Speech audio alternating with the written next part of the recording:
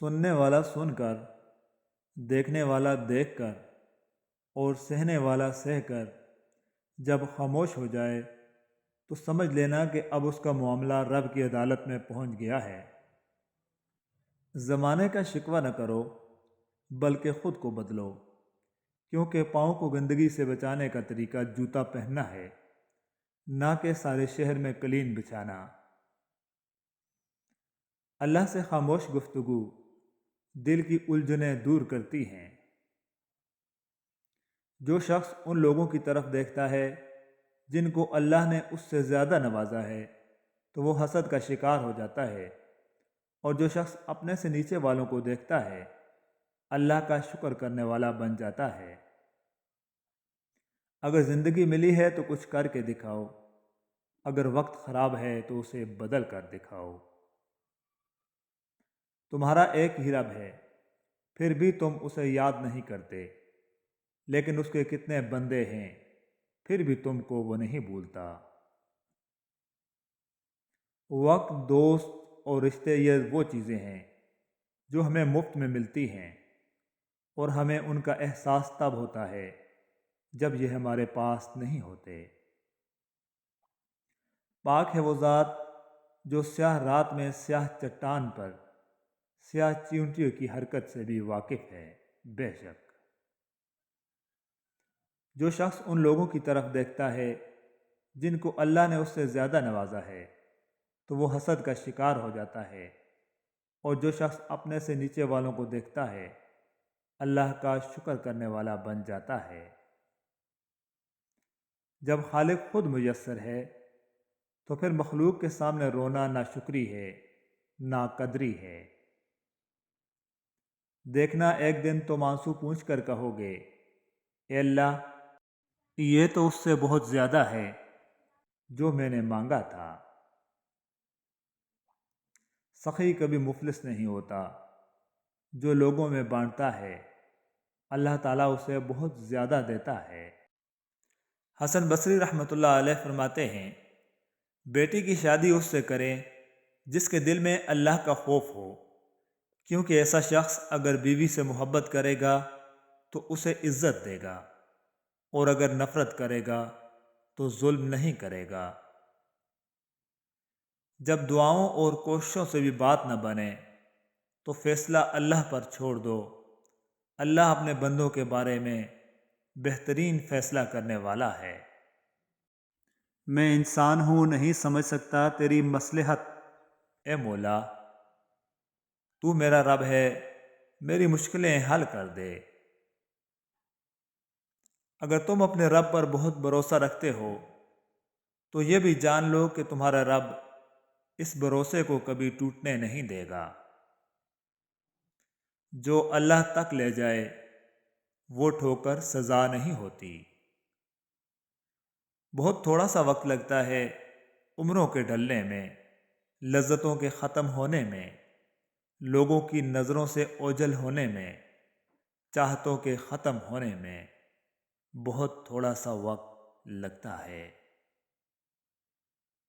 اپنی زندگی ایسے جیو کہ اللہ تعالیٰ کو پسند آ جاؤ۔ دنیا والوں کی سوچ تو روز بدلتی رہتی ہے۔ اتنی مہنگائی کے باوجود بھی اگر آپ بھوکے نہیں سوتے تو یقین کریں سب سے بہتر رزق دینے والی ذات اللہ کی ہی ہے۔ محبت راز ہوتی ہے، اسے افشا نہیں کرنا، محبت لازمی کرنا مگر چرچا نہیں کرنا۔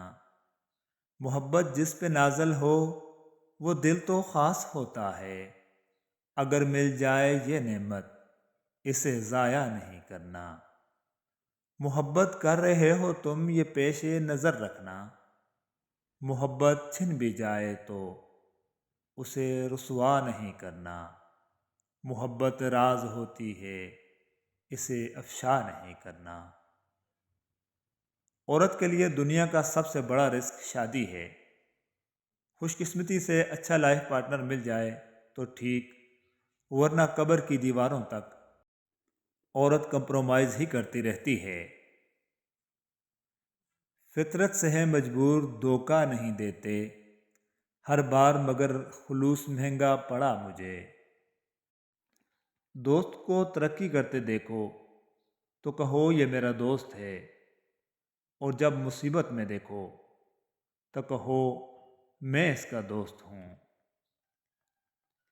دل محبت مانگتا ہے، اگر آپ اسے اللہ اور اس کے رسول صلی اللہ علیہ وآلہ وسلم کی محبت سے پر نہیں کرو گے تو یہ لازماً ناجائز اور نامحرم محبتیں تلاش کرے گا۔